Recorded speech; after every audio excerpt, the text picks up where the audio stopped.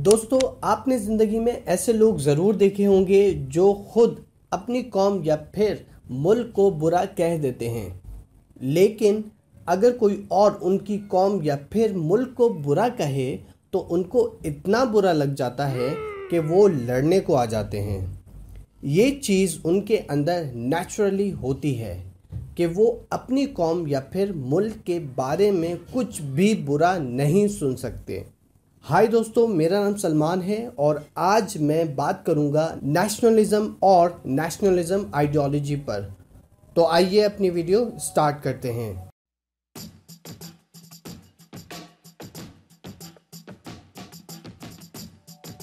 Nationalism की शुरुआत Europe में 1848 में हुई थी, जहां मुख्तलिफ मुल्क अपनी एक अलग आइडेंटिटी चाहते थे दुनिया में। इन मुल्कों में जर्मनी और इटली शामिल थे। नेशनलिज्म को फैलाने में ब्रिटिश और उस वक्त के इंटेलेक्चुअल्स यानी कि दानिश्वरों का एक बहुत बड़ा हाथ था। जब उन्होंने देखा कि लोग अपने झंडे, नेशनल एंथम और झंडे पे अपने सिंबल्स बना रहे हैं और बड़ी तादाद में लोग इसको अपना रहे हैं। नेशनलिज्म एक सोच है जो कहती है कुछ लोग जो एक ही कल्चर, एक लैंग्वेज, एक हिस्ट्री और एक ही सोच के मालिक हैं, वो चाहते हैं कि मुल्क में जो हमारे जैसे लोग हैं वो हमारे साथ जुड़ें और हम सब मिलके अपनी हुकूमत बनाएं। अब जब उनकी हुकूमत बनती है तो वो अपने मुल्क से प्यार भी उतना ही करते हैं। अब यहाँ पे उनकी मोहब्बत अपने मुल्क से उतनी ही ज़्यादा बढ़ जाती है, जिसे हम पैट्रियोटिज़म कहते हैं। अब नेशनलिज्म के वर्ड के बारे में बात करते हैं। नेशनलिज्म वर्ड ड्राइव हुआ है नेशंस से, जिसका मतलब होता है कौम। अमेरिकन फिलोसोफर हैंस कॉन ने 1944 में लिखा है, नेशनलिज्म लफ्ज़ सबसे पहले 1844 में इस्तेमाल किया गया, जबकि इसका कॉन्सेप्ट इससे भी पुराना है।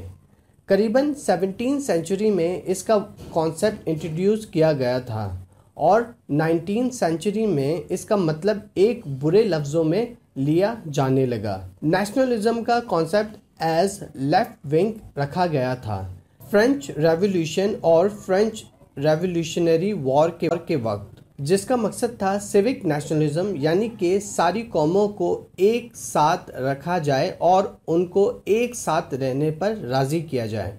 वो कंट्रीज़ जो नेशनलिज्म को सपोर्ट करती हैं, जिनमें शामिल है France, Russia, Latin America, Germany, Italy, Greece, Serbia, Poland and blah blah. Majid अब नेशनलिज्म थर्ड वर्ल्ड में भी फैल रहा है अपनी नेशनलिस्ट आइडियोलॉजी के साथ, जिसमें शामिल हैं अफ्रीका नेशनलिज्म, अरब नेशनलिज्म, इंडिया नेशनलिज्म और चाइनीज़ नेशनलिज्म।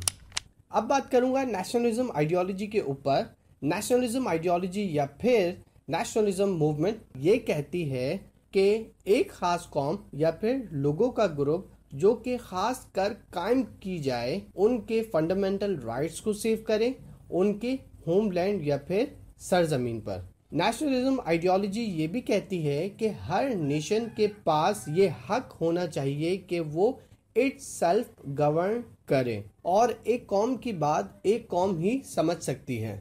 नेशनलिज्म आइडियोलॉजी एक ऑफिशियल स्टेट आइडियोलॉजी है या फिर एक नॉन स्टेट मूवमेंट है जो कि जताई जाती है civic, ethnic, cultural, language, religious या फिर आइडियोलॉजिकल लाइंस की वजह से, जिसका साफ मतलब होता है कि एक कौम को इख्तियार होना चाहिए अपने फैसले लेने का स्टेट लेवल पे, जिनका common culture, language, geographical region हो। नेशनलिस्ट ये बिलीव करते हैं कि उनको अपने मुल्क को दुनिया में सबसे ज़्यादा तरक्की करानी है, हमेशा रेडी रहना है हर कुर्बानी के लिए, जो कि एक पैट्रियोटिज्म को शो करता है, जिसका मतलब ये है कि वो हमेशा एक साथ रहेंगे हर लड़ाई के मैदान में अपने दुश्मन के सामने। अब नेशनलिज्म के एडवांटेजेस और डिसएडवांटेजेस पे बात करते हैं। Advantages: unity in the groups even in diversity, मुश्किल हालात में भी एक दूसरे का साथ देना है। Duty to nation above all, हर हाल में अपनी कौम की हिफाजत करनी है।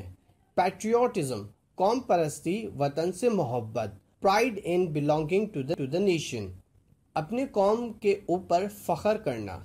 Working together for the motherland even when living in a different country, अपने मदरलैंड के लिए काम करना चाहे दूसरे मुल्क में भी क्यों ना रहें। Disadvantages, thinking for only own nation without any concern for the country actually living in, सिर्फ और सिर्फ अपनी कौम के बारे में सोचना, मुल्क की कोई फिक्र नहीं। In some case going to extreme left और right fringes in the name of security of nation, कुछ मामलात में एक्सट्रीम लेफ्ट और राइट विंग पे हो जाते हैं जिससे सिर्फ उनकी कौम को फायदा पहुंचे। Sometimes creating intolerance for other countries going to the extent of extreme hated for people of another country, कभी कभी दूसरे मुल्क के लिए अपने दिल में नफरत रखते हैं जो उनकी कौम के बारे में अच्छी राय नहीं। हैव प्रिजुडाइज अबाउट अदर्स, दूसरों के साथ तासुब रखते हैं।